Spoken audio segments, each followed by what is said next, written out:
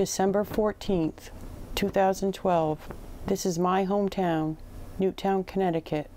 I have fond memories attending Sandy Hook Elementary. But it seems as though now those safe places are more like targets. And we do need to do something to protect our kids when they're at school.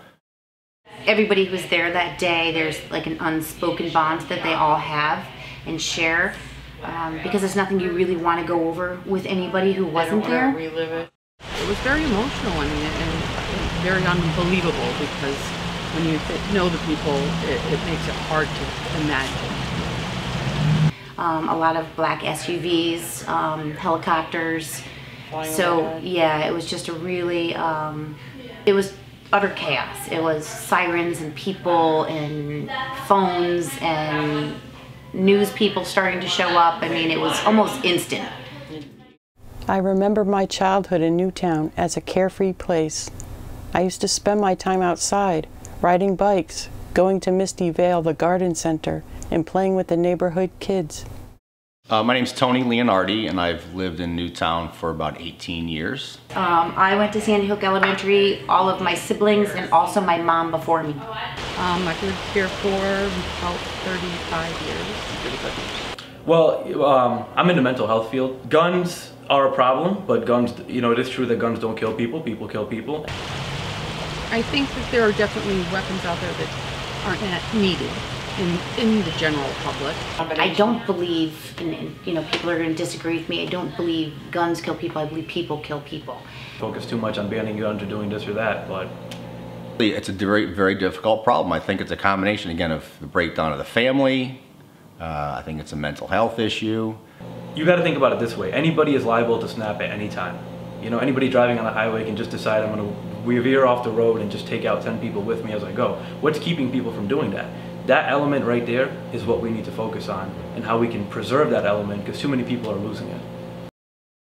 One of my favorite memories is when us kids piled into the back of a pickup truck and went to the ice cream store downtown. Ironically, here in Newtown, we used to have a very large state-run mental hospital, which closed. They've taken that all away, and they've made medical attention so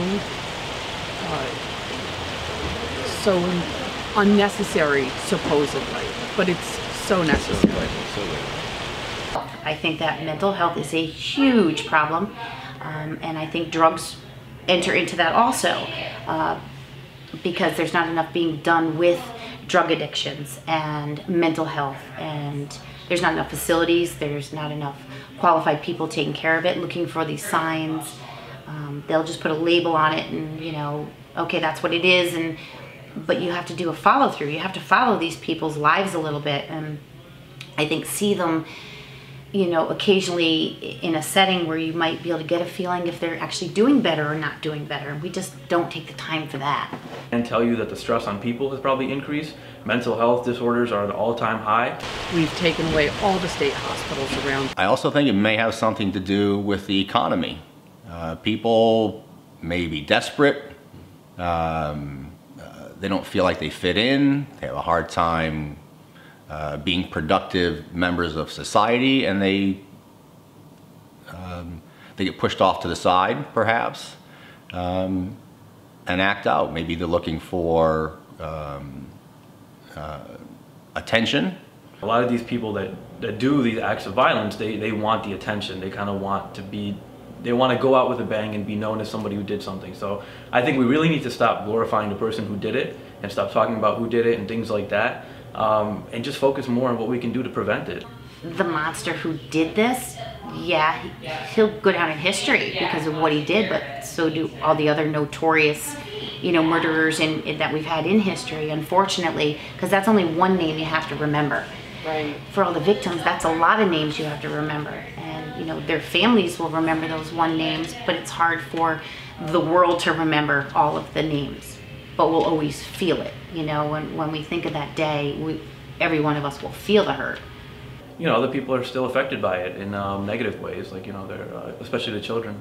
They certainly do display certain behaviors or things like that that could be outbursts from, you know, what they went through, and they don't want to talk about it.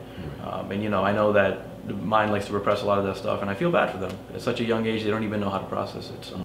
It just was shocking. I couldn't believe I was hearing on the national news that there was a shooting right in our town. It was really, really shocking. It was definitely shaky. Like, it made my nerves shaky to think, wow, it could happen so close to home. I appreciate every day. I appreciate my kids and my friends and my family, and I appreciate being here in town. I think we walk with a little more kindness and caring. Stronger and closer. We need to address the root causes leading up to our epidemic of school shootings. Using the far-reaching medium of film, we can explore the solutions. Please support us by liking our Facebook page.